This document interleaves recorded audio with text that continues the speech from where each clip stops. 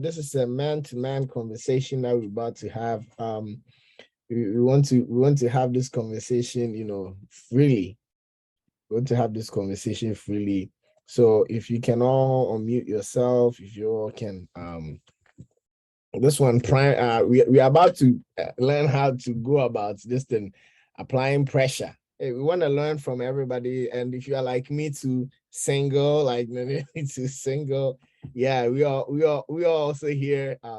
Let's feel free to have make this conversation fruitful for everybody. So first question is that and this is to our panelists and also to everybody else to how does a man approach a woman and learn how to talk to her? I think before we do that, I think they already read some of the DMs that went on. People sent to us. I personally don't even have an issue with some of these things. I'm wondering why girls don't respond. I'm wondering why they don't respond to my dear. I think some of the stories here I can relate to it, but we are wondering why. There was a guy that sent a whole paragraph like, I thank God for giving me eyes, to the beauty of sunshine. So many paragraphs that he sent. There was one says, "Hey cutie, I see you a whole snack out here. You're super popping and cute, and you take amazing pictures. You look good." And then the girl kind of just ignored. So we the boys, we are suffering. Please, we are suffering. So we want to know how would you advise a young guy like myself to approach a woman, and how do we learn to talk to the woman so she will respond back? Okay, if you don't mind, I'll take this. I was listening to some of the DMs, and approach is very, very important, right? And as a young man, when you approach somebody, especially a woman, women, we can read through things, right? So if you're approaching and are just coming up with really corny, like unthought through approaches, it's really not attractive. It's not something that any woman would be interested in. And so your approach is important. The DMs, a lot of times, and just to be honest, some people or most women, and I'm not going to characterize all women, but I'll just say most women, when someone drops something in your DM, it's kind of like, at first glance, you're kind of like reserved and pushed back because a lot of people are getting DM messages, and the reason why most of people are getting DM messages is because maybe pictures they posted and things like that, and so most of their approach has to be physical. And you have to understand that women are looking for more than just someone who is just physically attracted to them. And some of these posts, honestly, just have you're not. It doesn't come across like you're really trying to get to know the person, right?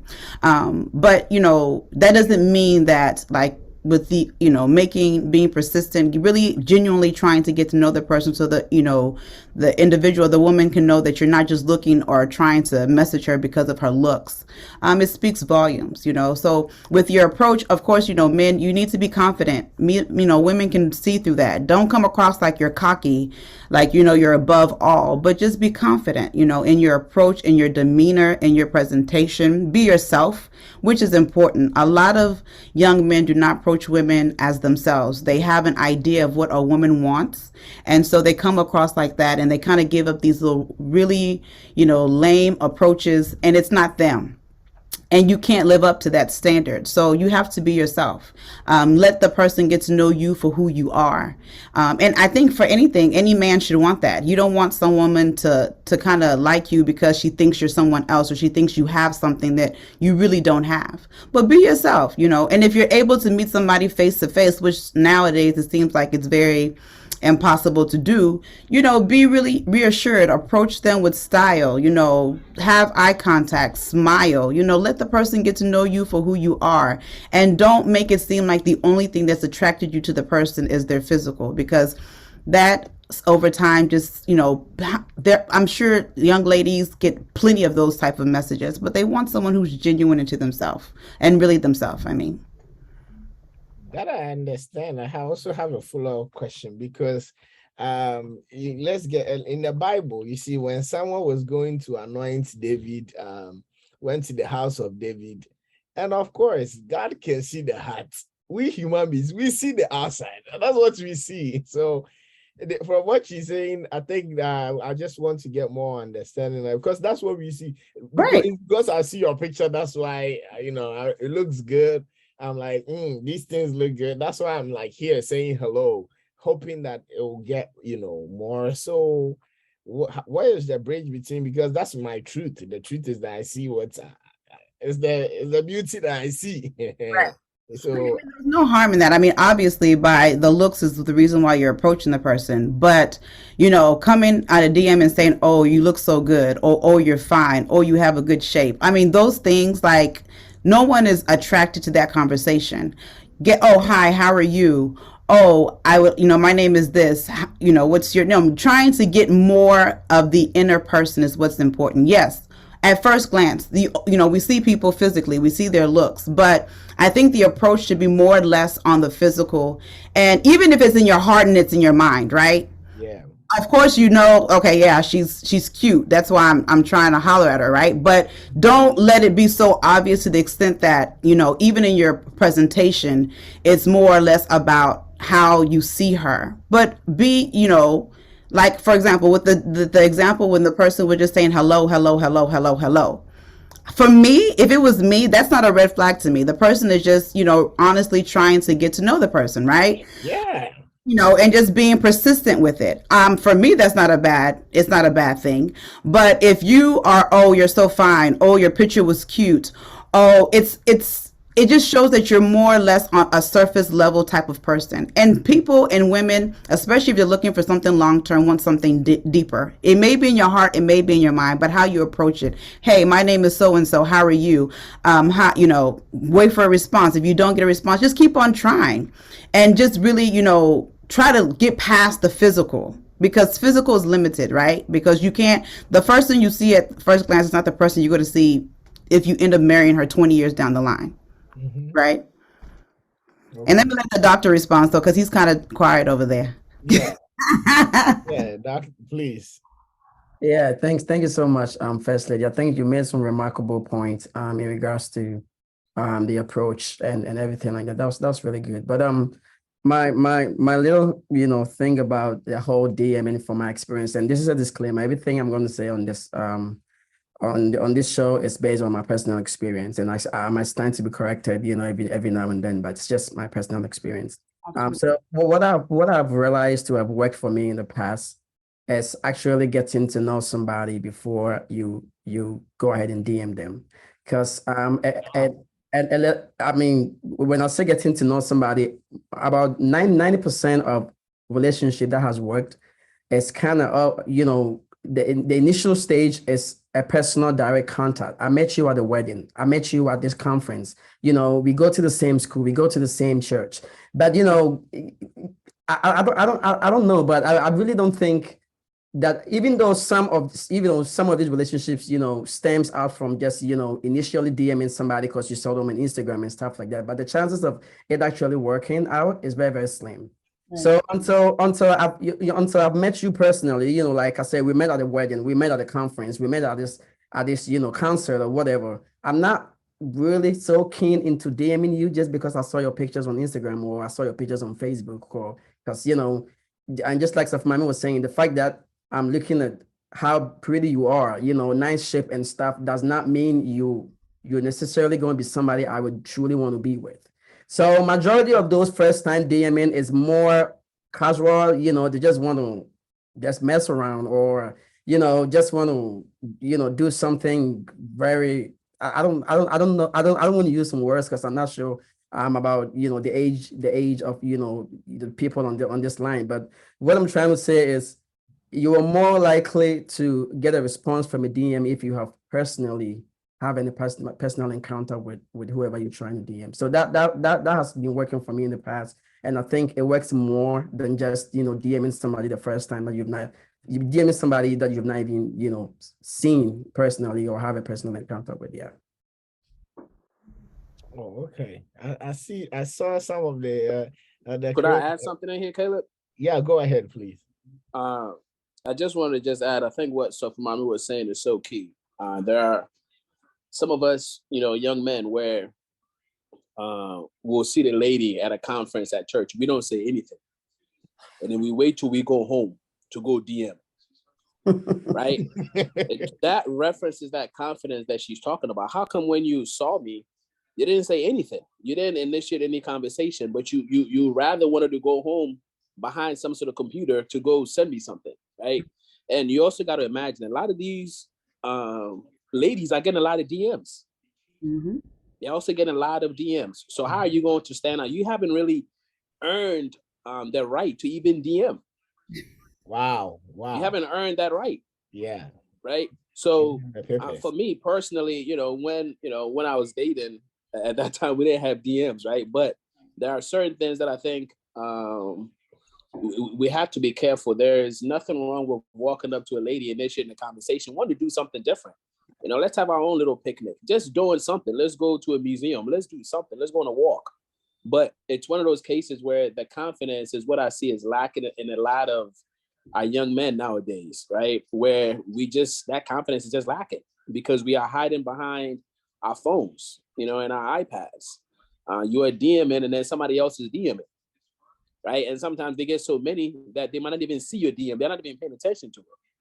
So I think we need to be more focused on, if we see that individual, if you feel like that's the one that you might be interested in, be bold enough to initiate a conversation. And don't initiate a lame conversation, something that will stick on her mind, that she will actually remember you by. And then, so when we talked about presentation, so it even goes by how you dress. Absolutely. Your presentation, right? From your hygiene and everything else. If you're walking up to a lady and you got your breath is not the best out there and all of that, they are going to remember that. Absolutely. Right? You're dressing, you don't look right when you are approaching them. They're going to remember that. So you take your presentation important everywhere you go. Take that presentation serious, and then you initiate conversations. They'll be a lot more willing to have a conversation with you. They're not going to be rude if you initiate them in person. Obviously, if they don't like you, sooner or later they might let you know. But I think it's very important that confidence and not hiding behind DMs, expecting that you're going to DM somebody and the next thing you have a relationship. It's like 1 in 100 or 1, in 1,000 that actually works for them. But usually for those people, the lady might even already be interested. So the lady is hoping they would even say something. Right. So when they get that DM, then the lady is excited already. Yeah. But if the lady wasn't thinking about you, chances are they're not even going to respond. Absolutely not. All right. And so just can I ask that? I'm sorry. Never mind. I was going to say, can I ask a quick question? You said you need to get some confidence. So somebody's probably on asking, how do I get this confidence? Because there are some people they just don't. So how do I get this confidence? Go ahead. Yeah. Well, I think the thing is, I think we were talking about this in the general session. God created all of us different, right? What you might be good at, it might be different from what somebody else might be good at. There are some people, natural talkers. They are smooth. They are not afraid. I always used to say, for me, when I was younger, if I saw Halle Berry walking down the street, I would approach her. I had no shame and I was not afraid. Yeah. But not everybody is wired that way, right? Yeah. But you also have to have that confidence that is how God made you. Yours is a bit different, right? So I think you have to take your uniqueness into every situation. At the end of the day, if you don't take that initial step, 9 times out of 10, the woman will not take that initial step unless the lady is really, you grew up with her. They know you and they are really feeling you. Then the woman might initiate some steps. But if you want something, you have to go for it. Men, I always say that men, naturally, we are hunters. When we see something that we like, we go after it. So maybe for you, talking might not be the best thing, but find a way to somehow, some way go after it. Let your intentions be known. You have to be bold. Herbert typed in there, you win some, you lose some. That is so true. You might see somebody for whatever reason, they might not like your person, and that's okay. That even tells you that that's not even who God had for you anyway. That's why they didn't like you. So praise God that woman even turned you down. Sometimes the one that you might be looking at, you're going off of looks. But that woman is nothing but trouble. Right. So it's one of those cases where, Elder, I wish I could say do X and you have that confidence. But I just think you have to apply your uniqueness and understanding that you have to open your mouth. You have to be willing to initiate a conversation. Because like I said, the only times where, for instance, if you are shy and you grew up with a girl If the girl knows that and the girl likes you, that might be different. The girl might kind of push you a little bit, right? But in most cases, it doesn't happen like that. So you have to be willing. You got to fight for it. Because what you also got to remember is, especially if you're shy, the ratio for men and girls, there's a lot more men than there are ladies. So somebody else is working.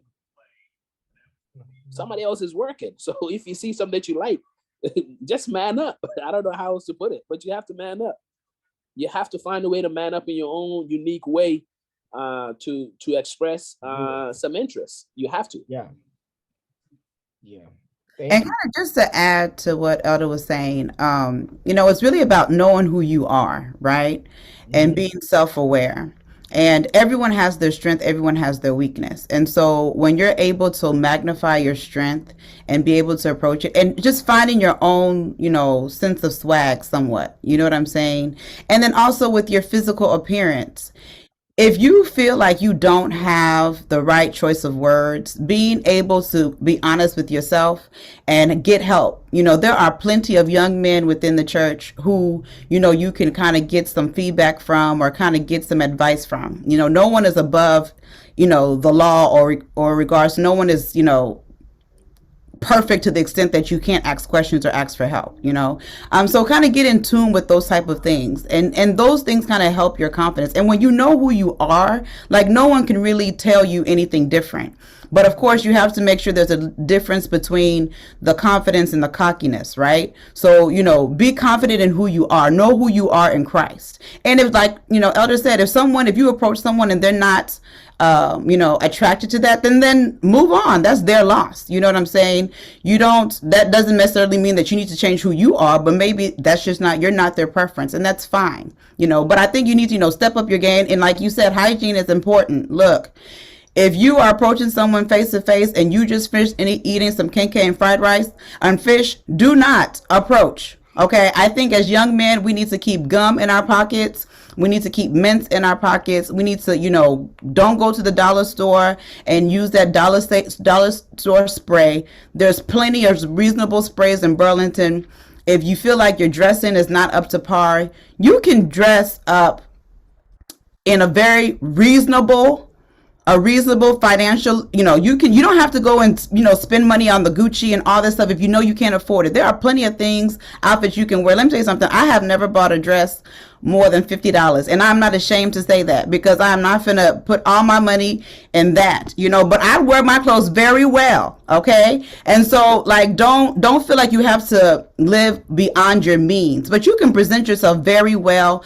Look in some of these magazines. We have a lot of young elders. Let me tell you something. We did not have this when I was growing up, okay? We have a lot of young elders who have a lot of swag. Just tap into that. You know what I'm saying? And build up your confidence. Build up who you are, and don't be ashamed and don't be afraid, to approach people.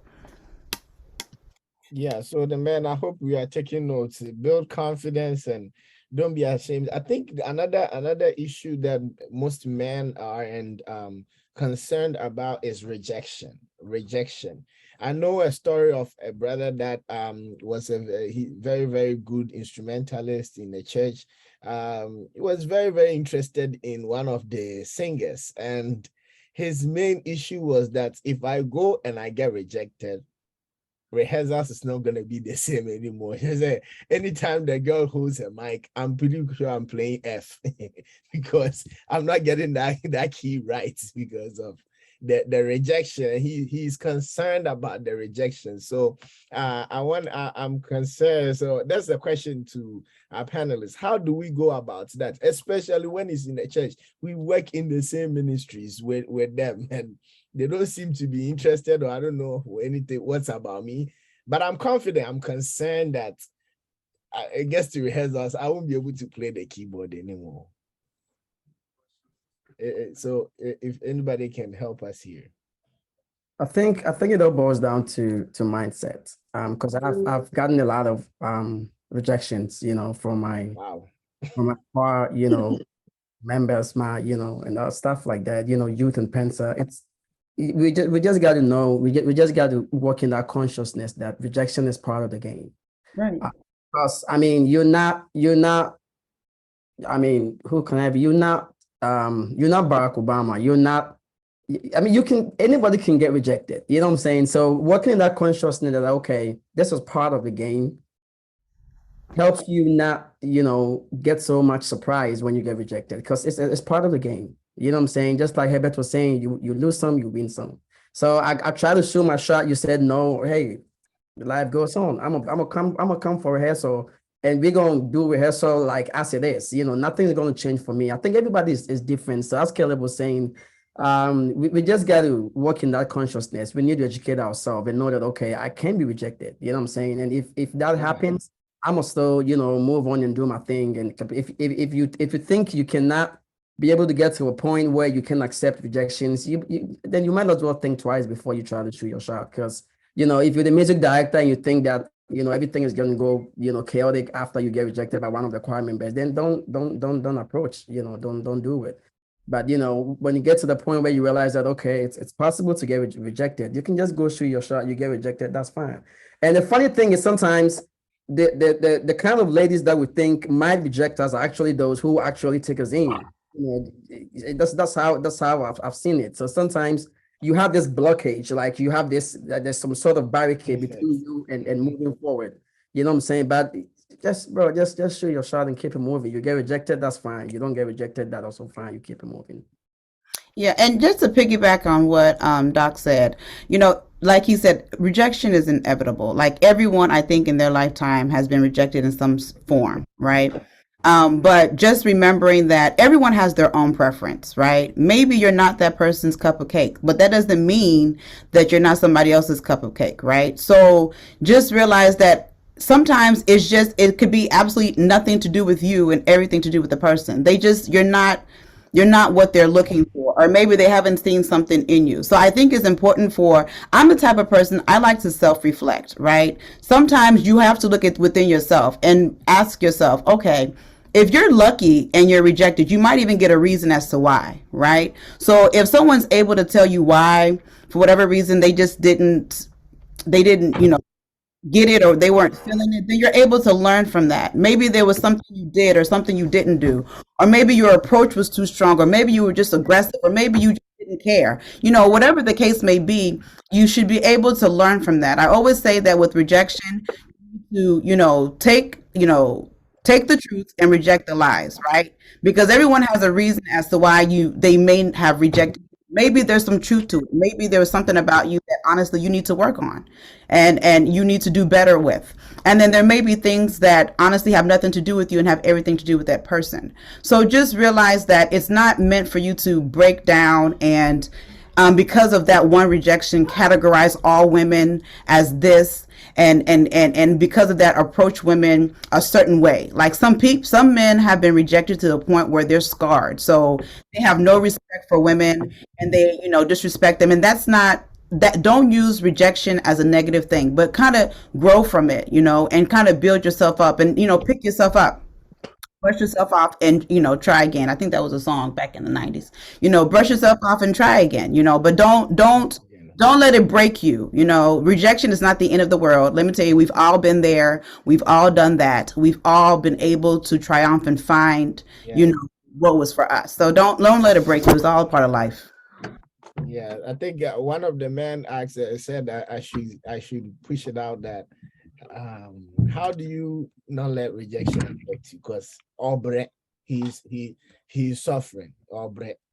So how do you not let rejection affect you like that? I feel like what are some practical things that we can put down as men to say, okay, I'm rejected, but it's okay, we move, it's gonna be all right. Well, I mean, emotionally, like, let's be honest, when you're first rejected, it's gonna hurt. I mean, I'm not going to tell you don't hurt. It's going to hurt because then you begin to question who you are, right? Yeah. But then sometimes you have to kind of go back and get to know and some of this, like sometimes, they always say, because we're, pastors wise, we always like to over spiritualize things, but it's not true. Prayer helps a lot because when you feel down and out, just being able to pray and kind of get that reassurance of who you are in Christ, because that's all that really matters.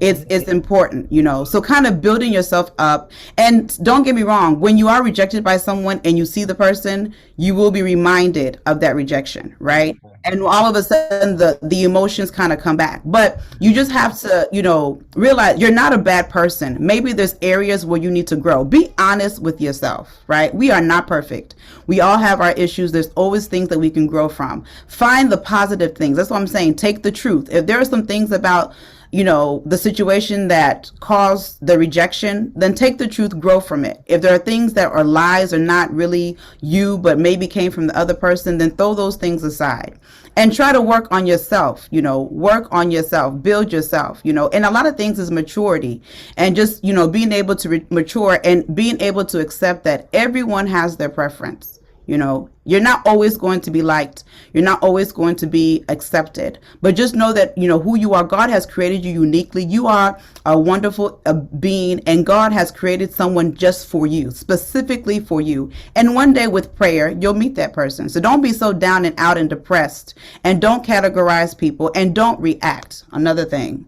A lot of men, when they're rejected, not even men, people in general, when you're rejected by someone else, you react, right? By maybe calling them out their names or kind of putting them in a box. Don't react, but, you know, respond in a positive way, accept it, okay, fine, and move on. You know, don't allow that rejection to make you and define how you look at people. Yeah, awesome. Awesome. I want to read this. Somebody said, for men who aren't as confident when it comes to approaching a woman, is it advisable to speak to someone you trust in the church to lead you and approach on your behalf? Is it advisable? Like maybe the soft mommy knows the girl, so maybe soft mommy can go talk my game for me, and then I can do the suits wearing. That one I know how to do it. So is it advisable? Is it something that you advise? I think my dad has 3 boys and 1 girl.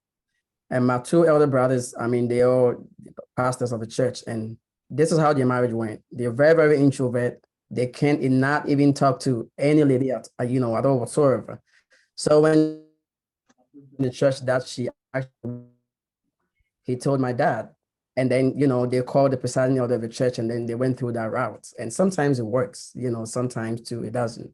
So if you feel that, you know, that is something you really want to do, sometimes we just need to do our homework and, you know, and walk in full knowledge.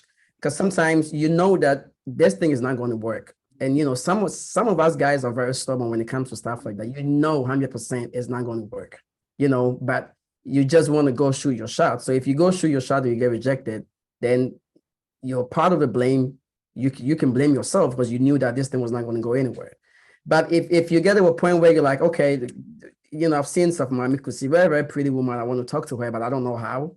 And I know she's active in the church. You know, you can go through your presiding elder. You can go through your pastor. You can even go through her friend. If you're closer to her friend, you can do that. So you just got to weigh the options and see which route to take. Because at the end of the day, the main goal is to be able to win the girl over. So if you think going through the pastor is going to let you do what you got to do and keep it moving, you don't always have to go, you know, face to face if you think that's not something, you know, you can do, or if you don't really have that much experience in that regards.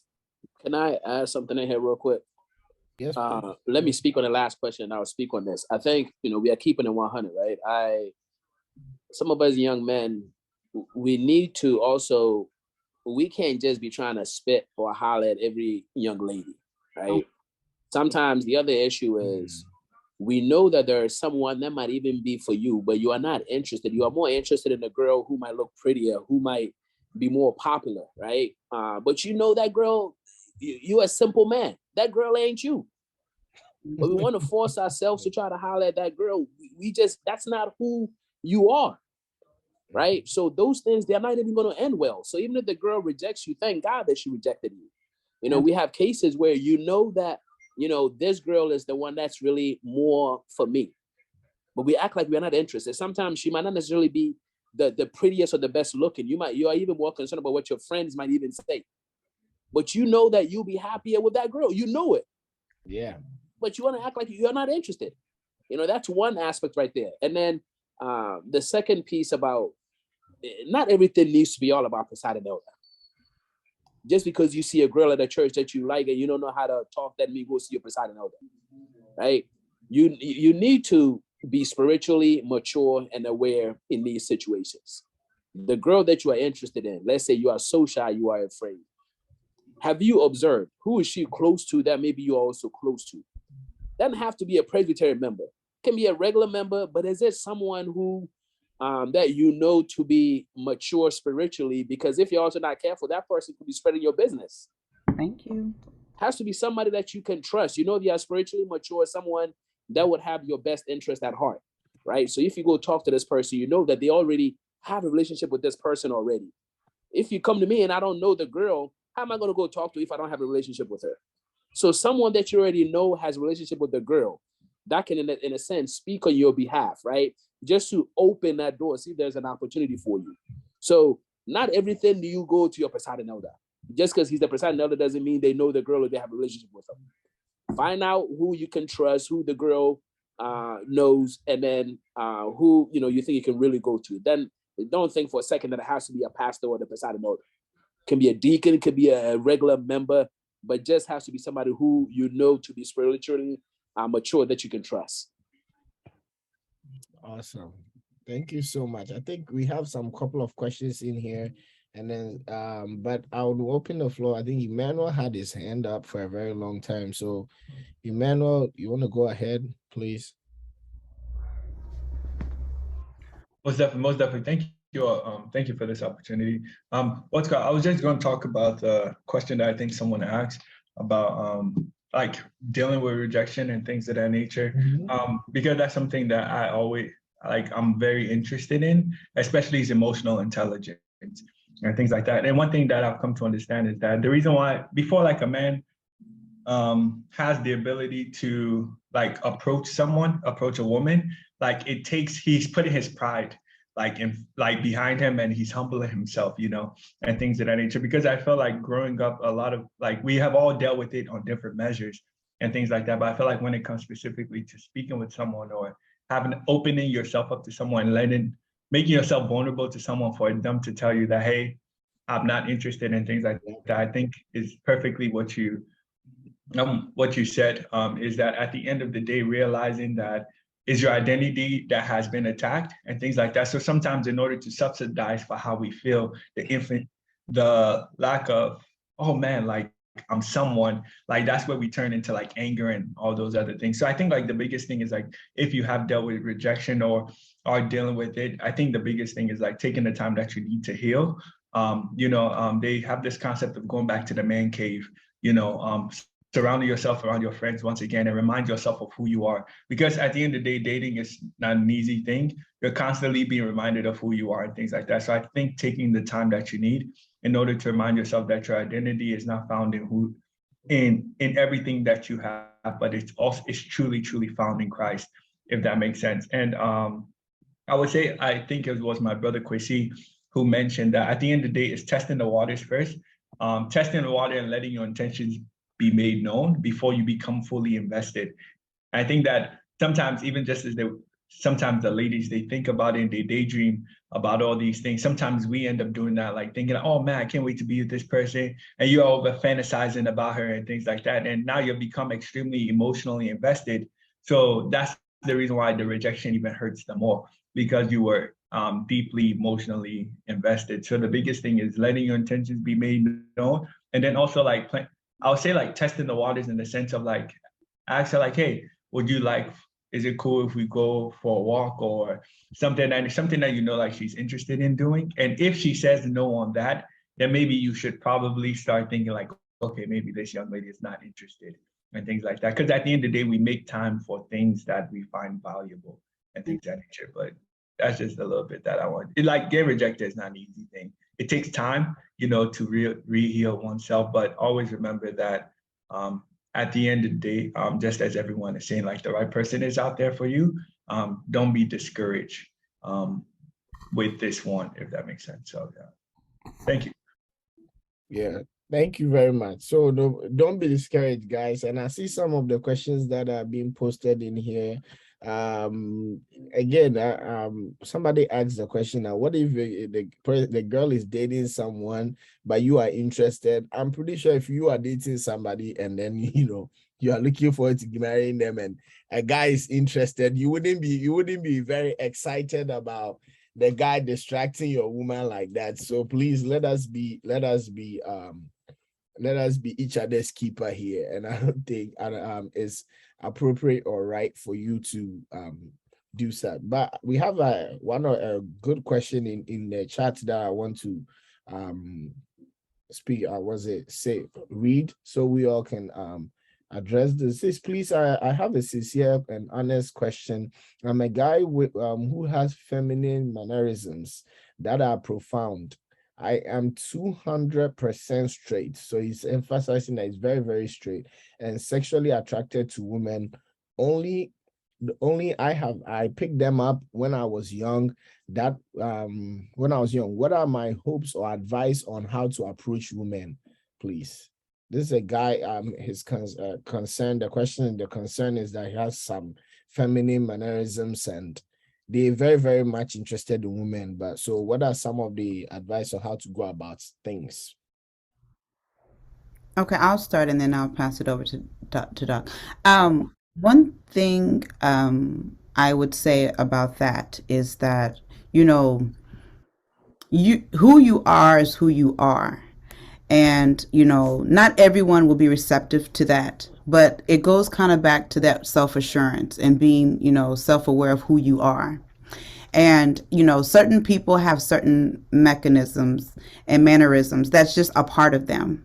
And, it just takes you finding that right woman who is going to accept you for you. Not necessarily saying that, of course, there are certain things that you may probably want to work on. I mean, not throwing that away, of course.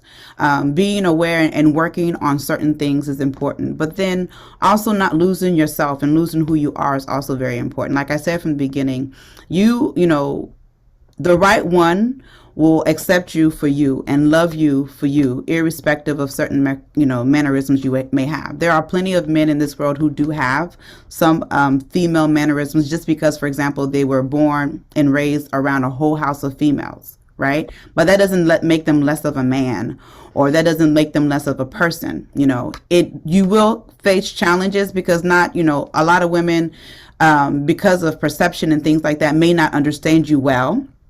And so that's something you have to be aware of.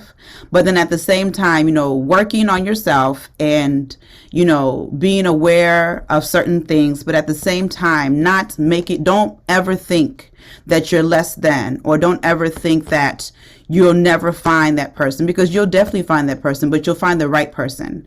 And that right person will accept you for who you are and love you genuinely. And that's really, at the end of the day, that's what you really want. You want someone who is going to accept you for who you are.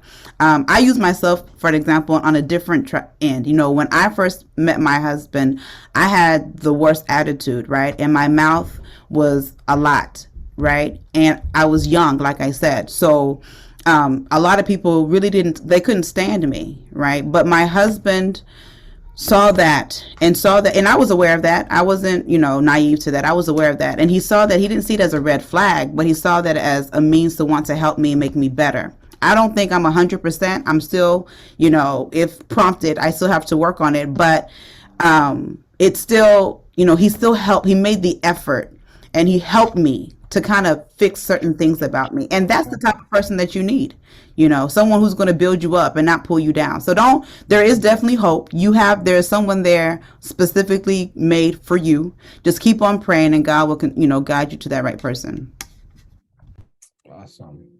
Awesome. Anybody else? If not to, the Chris has a question, please, if you can go ahead. Yes, I have a question. I just sneaked into primary real quick, and there was something to discuss, and I want to bring it up. So one of the things we were talking about was they're all saying the church guys are bad guys.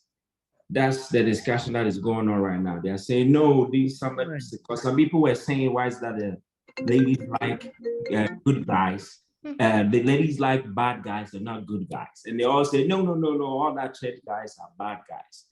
And in the chat, one of the trends that I saw was especially instrumentalists. Mm. So I want to to throw it out there that there is a perception that we the guys at church are bad, especially the instrumentalists. How true and accurate is this, please? And let me add this. Let me add to the Chris's question, because I'm speaking from a woman's perspective. What we have seen is that yes, and it's not to stereotype any kind of instrumentalist, but they tend to hop around, right? Because they're familiar faces. This is the perception, right? They tend to hop around, their familiar faces. They play the instruments. Everyone's giving them attention, and so it's kind of like they're talking to this person one day, they're talking to this person another. This is the perception that young ladies have. So I'm going to give it to the men because we're talking about you. But just to add on to that, that is the perception that some ladies they see. But it's all about to the solution is about your intentions and making your intentions known. But I'll leave that for you, Doc, for you to answer. I think it's a very good question, but Chris, I think the problem here is I think it's the other way around. I think musicians are more likely to fall into the temptation of women throwing themselves at us. Okay, so I think that's where the problem is the other way around. We don't go out to try to find these women; they throw themselves at us. So the chances of us falling, it's a little bit high compared to somebody who's. So if the woman will get to a point where they realize that, okay, they're also human beings, we can't be throwing ourselves at them just like that. And if something happens, then, the instrumentalists get blamed. But sometimes the real issue is the fact that women are more likely to throw themselves at instrumentalists than any other church members in the church. Wow. So I was about to say something, and I think she held her peace. She held her peace. Look, it's 50-50. Yeah, please. What has been your experience? Honestly speaking, I'm a guitarist. I'm a keyboardist. But the thing is that that perception, it's not true. Okay. I absolutely believe. Oh, you're muted. I think that's all he wanted to say, that he absolutely believes it. Somebody had their hand up. I think they put it down, but if not, I'm Francis, please go ahead. Yeah, I think the ladies are not really ready for dating an instrumentalist. I'm going to be very blunt. And I'm gonna try and state why. You need to assess the advantages and the disadvantages, and you have to face realities, right? There is a new trend where now presiding elders don't even sit on the platforms, right? Pastors don't even sit on the platforms. The instrumentalists are almost on every Sunday, they're sitting on the platform, right? You are subject to everyone's gaze, everyone's view. You are always a point of, should I say, focus. Sometimes the apostles are not even sitting on the platform. You are sitting on the platform every day. I hate to say it like this, but because instrumentalists have almost become like church celebrities, right? In a certain sense, because you're always the center of attraction. And so as ladies, you should be ready, dating this kind of guy to know that there are other ladies who are going to be pursuing that same guy. And it's so many things can be drawn out of this, right? Many ladies are going to throw themselves at you. I'm a presiding elder, and I was an instrumentalist before I became a presiding elder. So I've seen both sides of it. The kind of pressures you have when you're a presiding elder. I was a presiding elder when I was single, so that was also really hard. But then you should know the kind of trouble you're going in for, right? It's like a lady saying, I want to marry a footballer, right? And then you're like, I don't like pictures, I don't like paparazzi. You have to face the reality. So that's just what I think. I think women should know what they are going in for. And we are not asking the ladies to date instrumentalists. We are not forcing you to date instrumental. If it's not working for you, just ask God to lead you another direction. That's what I would say. God bless you, Prophet. God bless you. Brother Richard, Hey, madam. Richard also had a hand up. Brother Richard, and then Let Brother me just say Richard. something just before we get there, because I don't want, because we're speaking for the men. You guys are trying to communicate to the women, but they're not on the platform, right? So it's really not beneficial. But I think the best approach also is that as instrumentalists, just understand that you don't have to like it, you don't have to accept it, but just understand this is a perception, right? That doesn't define you. So if you choose to be in that stereotype as, someone who likes, different women, then that's a decision that you choose to do. You choose to make. But just, don't make yourself out to be that perception. That's all you can really do, because people are going to define you as whatever. But if you accept it and you allow yourself to be in that box, then that's what you're going to be. That's what I said in the beginning, take the truth and throw away the lies. If that's the perception, that's their perception. And if they choose to miss out an opportunity, if it's destined for you to be with that person, then that's their loss, But I just feel like don't accept it. If this is the perception, let it be what it is, but don't let that define who you are. Okay. Thank you. Don't let it define who you are. And I think some people are saying in the comments, somebody said some people are saying it's not true. Some said it's true. That's true. Also, somebody said most ladies are throwing themselves at instrumentalists. Somebody said women hop around just as much as musicians and men in general. Musicians just get more attention versus non-musicians. So you can tell the musicians are concerned in the chat too that they are stereotyping their day. I think, and being somebody that I've been, I don't think I'm an instrumental. I've been singing and all that, but from in my experience, you meet a lot of people, and everybody also wants to with things. And when you are very nice, one thing I've realized is that instrument, when you are very open and nice to everybody, they think you are being something else. And then when you also say no to everybody, it just becomes an issue where, oh, you are also me, or you are going around this doing other things. So I've heard about it before, the part where they say instrumentalists have been doing their getting busy and being bad. But again, like you said, don't let this go into your head. Don't forget about them. But Richard, we're gonna let Richard speak because he hasn't spoken. Go ahead and please, if you can add your contribution to. Sure. Thank you. Good evening, everyone. I think as an instrumentalist, and like, I think now I've been playing instruments for like maybe 16 years now. I think, and having gone through like all the stages from 13 all the way to the age that I am now, I think one thing that just to take it more from a theoretic point of view, we're given the instrument, we're taught music theory and everything, but we're not taught ethics, right? So there's an aspect of mentorship that is not taking place even with young men on how to like correspond with women when it comes to like that aspect. We're just expected to know. A lot of society nowadays is just expected to know as, young men how we are to behave without actually being walked through it.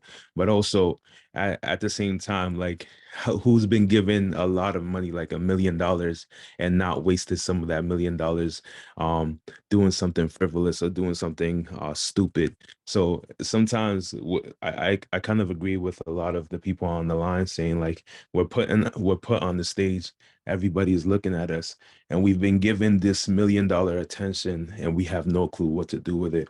So on behalf of the men, there's an aspect of us that has been stupid. So we apologize for that, but we also have not been taught until we realize and we grow for ourselves, and then we take a step back and we say, oh, okay, like I need to chill myself. So I'm not saying it's completely a lie that instrumentalists don't wild out, but also you can't really blame us. We're boys becoming men. So yeah.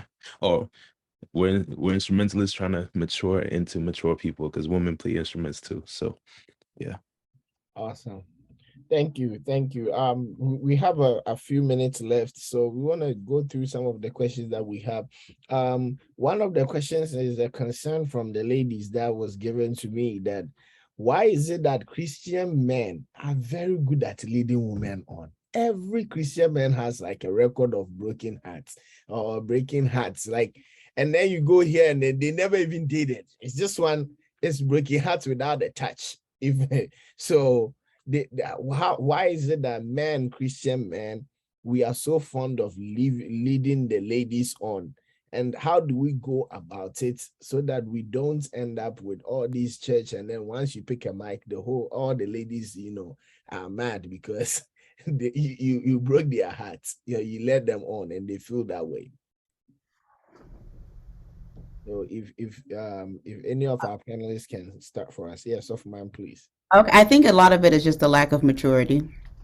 If you are in the mindset of leading people on, that tells you that, one, you have not made your intentions known with the person, and you haven't been genuine with your intentions, right? So even when we talk about approach, you have to know what you're looking for. If you know you're not looking for something serious, give that young lady, enough respect to let her know that, for her to make the decision to either continue to talk to you or to not continue to talk to you, right? And if you know you're not ready to settle down, then don't, you have to understand, women, we are emotional for the most part. Most women are very emotional beings, right? And so when you are around, when a man is around a woman a lot, talking to them, calling them, checking up on them, even though you are not, in your hearts of hearts, you feel like you're not building a connection with them, the woman is connecting. Okay, she's connecting. If you're texting a young lady every day, you're calling her every day, she's connecting. Even if she hasn't said it, because you're showing that interest, somehow or another, it could be that she is connecting, right? But if you know in your hearts of hearts that you do not want to be with her, or you do not see yourself going in that direction, make it known. And also, honestly, if you see a young lady who is becoming more attached and you're not wanting to go there, we're all believers. Let us not, some ladies are hurt and wounded because of such situations like this, being led on. Just let the person know, I'm not looking for that. You're not a bad person. It's just that I'm not looking for that. And give her, let her try to move on. And you also maybe stop with the text messaging and stop with the calling, right? But I think it's about maturity, just being able to just genuinely, tell yourself and tell the person that I'm not ready for that. I'm not ready to go in that direction, and letting the person, not doing things to kind of, convince the lady that that's where you're going. I think that's very important. Yeah, I think the maturity is very, very important because all of us have gotten to a point where we've been told that, okay, you let this lady on and then nothing happened. And sometimes we don't do these things knowingly, because I think that majority of musicians are just nice people naturally. We just like to check on people. We just like to take people out to eat, and it's just part of our nature as musicians. So it is very important that we work in that consciousness and get to the point of maturity and growth, where we can be able to discern and know that, okay, I'm taking this thing too far, or I'm leading this this sister on. So once we able to get to that point, we can be able to make the decision, to try to, just like Mama was saying, cut down the calls, cut down the text messages, because some of these things, we just do them just because of who we are, and it has nothing to do with we trying to hit on somebody, or so there's that kind of misunderstanding. So once we get to that point of maturity where we can be able to discern, okay, I think I'm doing this too much, or I'm taking this too far, we can be able to readjust some of kind of relationship we have with our sisters in the church. So we just got to work in that consciousness and that maturity, that, okay, this can lead this lady on, so I need to stop it, or I need to just let them know if I have any genuine intentions of being with them. Yeah, so thank you very much, because if you one thing that I learned at a very young age is that when you see, not everybody that you see should become that way with you. Like, you need to learn how to set boundaries. Like, church boys, we need to set boundaries. Once you are too open and too friendly to the sister. You may be thinking you are doing it for the Lord and everything. That is you leading her on. That is you leading her on. In as much as the person on the other side is responsible, you, the person doing the tempting to, you are responsible. In fact, Bible says that you're also going to be held responsible. So let us be very, very, very mindful of these things. I think I've been in a situation like that, and it was not fun. It had to be a conversation with the woman and the lady and an elder, because it was a messy one. I thought that I was always calling her for ride. So that was then back in my car was messed up. I'll call her for ride. It turns out that she thought that, every time there are other options, but I always chose her. And I thought it was just because we were cool like that. And it turns out that she read more into it, because right after I feel guilty, I feel like, oh, she gave me a ride, let me buy her food too, because it's a nice gesture. And before I realized, I have built a tower of Babel. This one, God had to bring confusion so we can separate. And then later on, I heard she was going around saying that I broke her heart, I played her. And when I heard it, I said, no, I never said I liked you. I thought we were just having that relationship. But in actual truth, you led her on. And we need to be very responsible for these. We should be very responsible so we don't engage in these things. So I think I'll read the chat and then we'll go. I see some hand up. I'll read some stuff we have in the chats and then we'll go say. Somebody says some men who may be are ready to marry, go around liking every single woman they see, maybe due to pressure. What advice can you give to such a man? I think we talked about this. You know yourself. You need to know don't go around. We said don't go around and every girl you see, you are dating them. You need to know how to go about your feelings. Don't just select every girl you see in the church. At this point, you said I like you to everybody in the church. Mind you, it also deteriorates your word. Your word does not mean anything to anybody again. When you even say hello, it doesn't mean anything to anybody again. So please also let's do this with prayer. I believe very well that prayer can help you. I'm not saying instead of saying hello to the girl, you say I'm going to go pray. No, I said do it with prayer. Before, the one thing I know, before Nehemiah made his request, Bible says that he said a quick prayer to himself. So in prayer, he went to make the request and the king accepted. So in prayer, you can say, God, as I'm about to approach this lady, if she's mine, let it be. And then you go and say, hello, beautiful. How are you today? But you realize her heart is like, oh, wow. So, yeah, this one is not experience. If it doesn't work for you, I'm sorry. Another person said, I think that at a young age, most people go into relationships without knowing their intentions and where they really want the relationship to go. So we should be mentally ready and know exactly what we want before getting into relationships to avoid heartbreaks and all the other issues that come with sorry, some women. So okay, I think I went through because it's I think our ladies go for the wrong guys. They reject guys who genuinely like them and they go for guys who don't like them, and then once their hearts are broken, they tend to blame all men, which is I don't want to go on the subject, but I think in my opinion, I think it's true. Wait, Tuntum, you have your hand up. In the men's distance. Yes, I do. I'm here for monitoring. Nah, it's not the monitoring. This one, men's discuss. What your time? Yeah. No, but going back to the discussion of leading women on, I have a personal experience. I wasn't led on, but to the more extreme example, somebody slid into my DMs, and then like a couple weeks later, he was getting married. I was like, brother, like, be serious. And I'm saying all this to say, like, I think men need to like stick to one. If you're with a girl, don't go and try to do something else on the side, especially if you're engaged to be married. You've committed yourself to one person, yet you're on the side doing this, this, and this. If I was a horrible person, I would have spoiled the relationship right there and then. If I was a horrible person, but I'm not. But I think that like guys really need to commit. if you're dating one girl, you're dating one girl. Don't go and put multiple eggs in multiple baskets and expect one of them to hit like the lottery. That's all I wanted to say, and I'm gonna leave. Bye. Somebody said, "What did he say?" We're interested.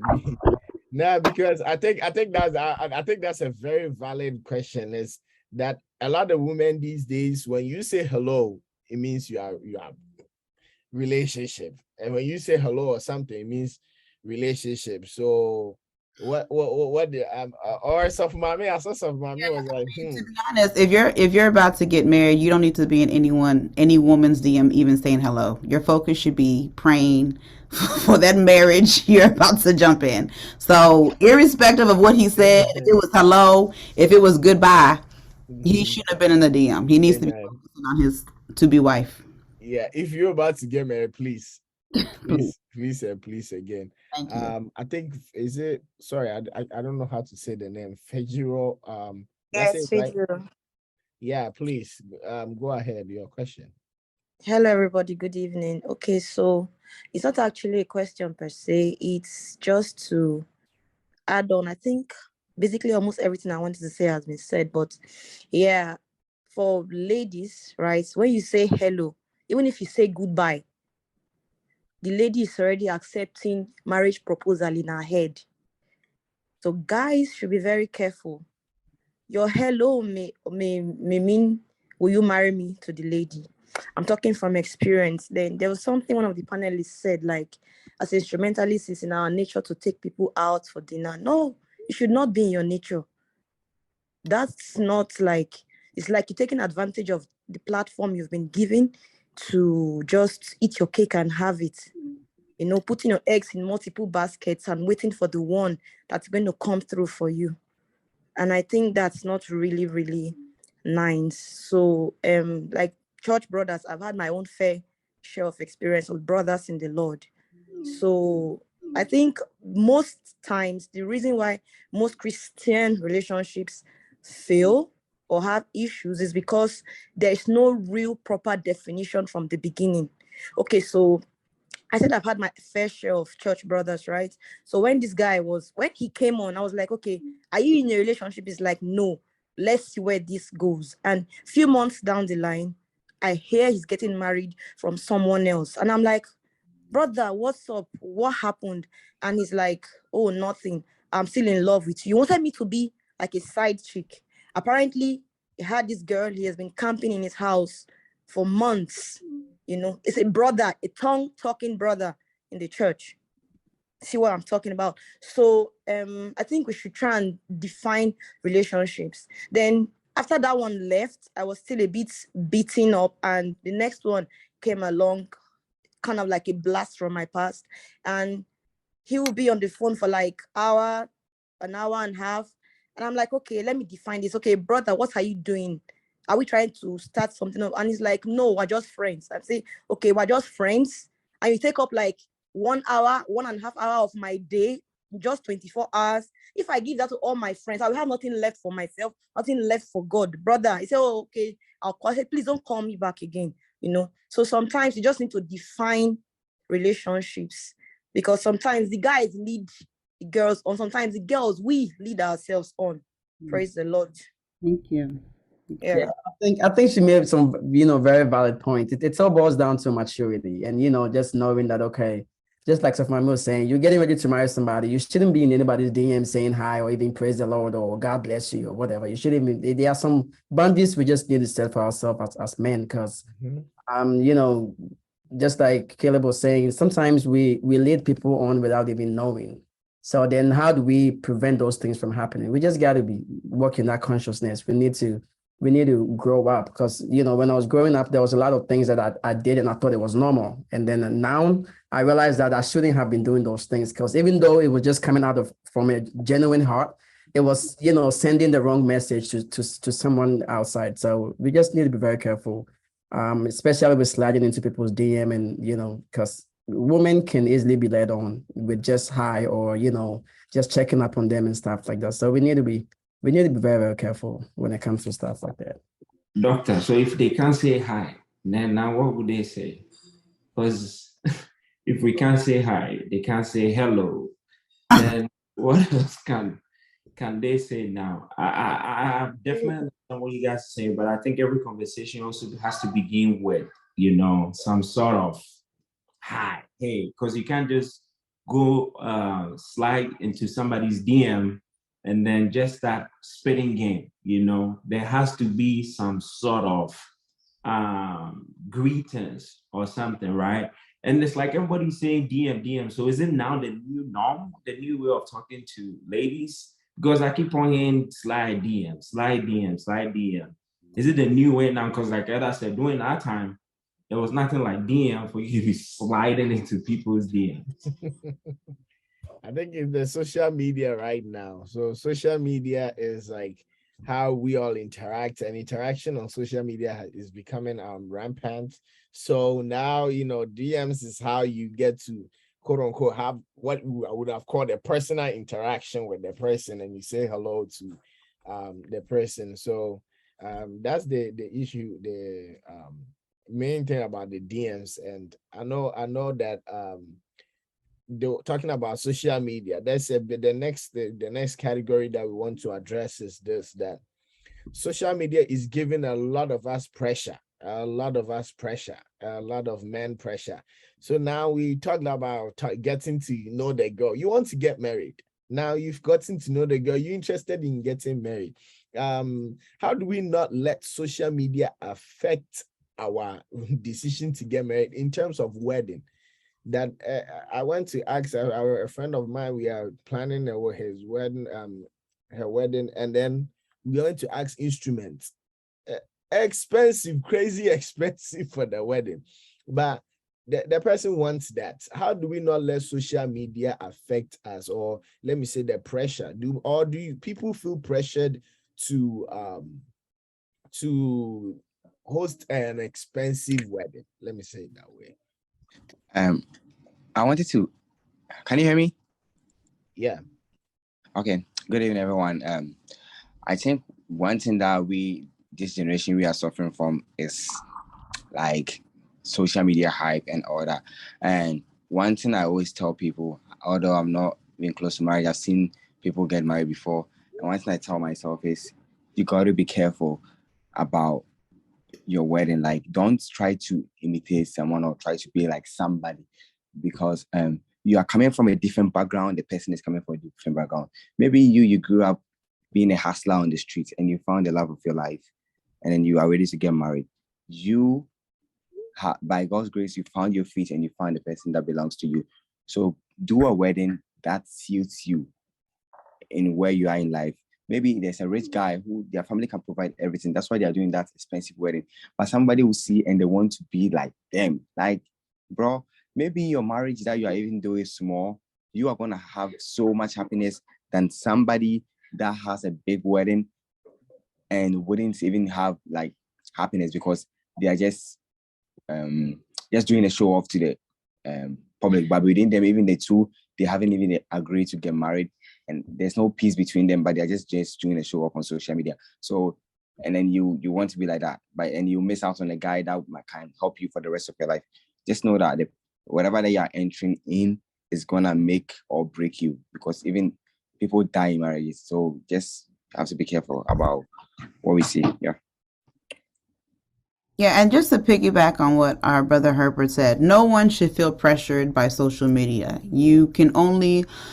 No one can force you to do something you don't want to do, right? And I always say this to young men who are getting married: you need to cut your coat according to your size. You are not in competition with anyone. All you need to do is have a simple conversation with your to-be wife, and you all do something within your means, because, in as much as these weddings have become so expensive and so glamorous, the wedding is one day. The marriage is a lifetime, right? And you don't want to enter your marriage with debt. There are some people who are going and getting credit cards and loans for that one day, just to kind of meet up with, what statistics or what society has deemed as an appropriate wedding. You are setting yourself up for failure. At the end of the day, no one knows anyone's pocket. You know your own pocket. And if you can't do it, then don't do it. Your marriage is what is important. And so I can never reiterate it enough. Cut your coat according to your size.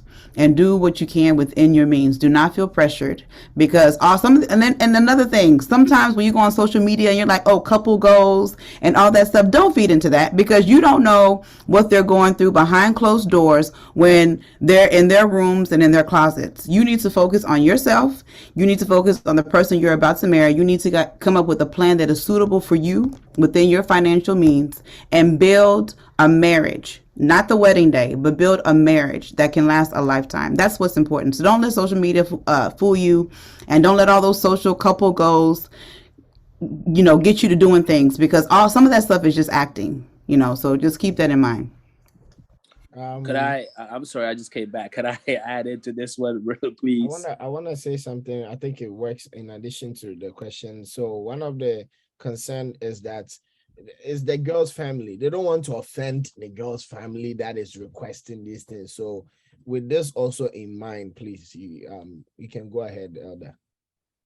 I think, this question, I know it's something that's really affecting a lot of our young men, right? I think, my sis, so my man gave us very good insight here as far as cutting your coat according to your size. And there's pressure coming from different places. It also goes back to the point that I made earlier on about being with the right woman. Maybe you chose the woman that likes that lifestyle, and that's not you. So now there's a conflict as far as what the wedding should look like.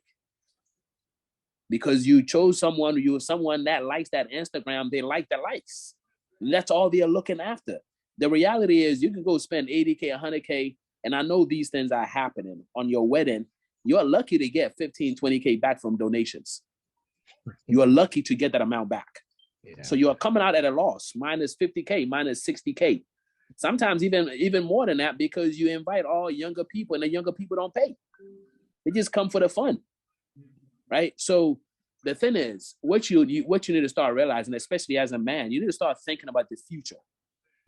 And you knowing that, hey, we are going to be in debt 50, 60K. Even if I have that money, I might not have $1 million where 50, 60K is a drop in a bucket for me. That's just not a wise decision. You could have used that as a down payment for your home, but you're going back to a small apartment, right? So we need to really think through these things. And that's why we are also men. You need to be able to have these difficult conversations with your spouse to be. If she is insistent on X, the truth of the matter is we are also not from a different culture. Maybe we're like a white family where the woman's family is going to pay for that stuff. Daddy's going to write a check. You ain't got that, right? So you need to be able to have this conversation with your spouse to be and say, look, this is where we are. This just doesn't financially just doesn't make any sense. So in some cases, you got to put your foot down. And if it's the pressure is coming from the family, you got to talk to your wife and get her family to understand that this is where we are. If the family is pressuring you, are they bringing any money? You pressure me to go do X, but you're not giving no money towards it, right? At the end of the day, you're going to have this day, and then you're going to go back in your debt. Everybody else goes back to their life, and then you're going to be 5 years paying things off, right? So we need to be very vigilant about that. Again, going back to prayerfully seeking who that right person is for you.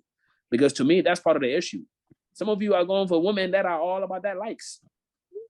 If you're going for one of them women, yeah, they're going to run your pocket deep because they want to make sure their wedding goes viral. And what do you get from that? Nothing. So, as men, you got to be able to put your foot down and have these difficult conversations. You can save all you want, but then again, if it's not going to be a drop in the bucket for you, it's just not worth it. Okay, awesome. Yeah. Francis? Yes, I think this issue should be well addressed with the ladies more than men, because men by nature, like to say, we work hard, like, so I think Sofmami needs to help us with that. And as a young guy, if you can afford it, right, do it. There's also nothing wrong with it, right? Because sometimes you can, even for those who plan the big weddings, they still go to the wedding and they still have surprises, right? So how much more you are going into it and you just want something small? Sometimes it may end up being something big. So as a guy, you should be ready for it, right? Things are going to happen. In your quest to put your foot down, sometimes you may hurt the lady, because there may be people who are very close to her. Like, there's a friend of mine, he's about to have his wedding, simple wedding, planned and budgeted ahead, and then in the last minute, the lady's mother said, I want this. If you're in a position where you can compromise, you really love that lady, and you can afford it, just do it. I just don't want us to get to a point where you're like, we have to save, we have to be, so financially, sound. So then end up denying the lady of what she also loves, right? So that's what I think. Awesome. So quickly, before we have 50 seconds, our panelists, does anybody can have any closing remarks? Wait, the ladies are already here. Yeah, we'll still take our closing remarks. Please. Okay, well, let me start and then I'll let Doc seal it up. Well, thank you for this discussion. I think it was very interesting. One thing I will just want to add is that our young men, when you meet a young lady, please make your intentions known. If if it's something you want to settle down on, let her know. Don't, drag little, young ladies around and lead them on if you know you're not ready for a serious and committed relationship. Make it known. I cannot overemphasize that.